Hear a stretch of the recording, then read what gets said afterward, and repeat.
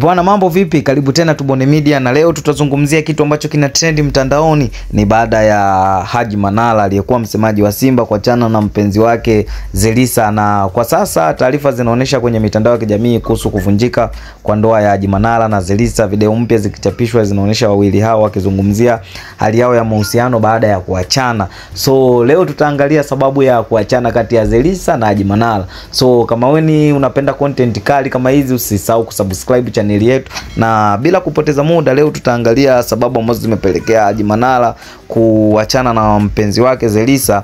Na hivyo na katika video nyingi za Zaiylissa anadai kufichua siri ya kuhusu maisha yao ya ndani, akieleza sababu zilizopelekea kuvunjika kwa ndoa yao. Na pia baadhi ya watu wa karibu hao wawili wameanza kutoa maoni yao kuhusu kuvunjika kwa ndoa hiyo, na watu wengi sana walikuwa wakimtafuta Haji Manara na kumuuliza sababu nyingi sana ambazo zimepelekea kuvunjika kwa Haji Manara.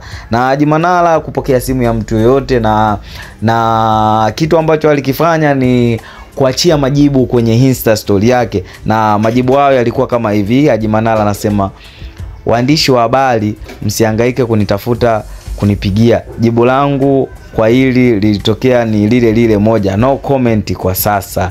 Na nimeamua kukaa kimya ili muda sahihi uje kuongea mwenyewe. Na nawapenda sana wanahabari wenzangu, na ninajua mnayo haki ya kusikia ya upande wa pili, lakini kwa heshima kubwa na waomba mnielewe msimamo wangu huu. Content ni bora wake ni ukimya wangu zaidi ya kile kilichoandika juzi.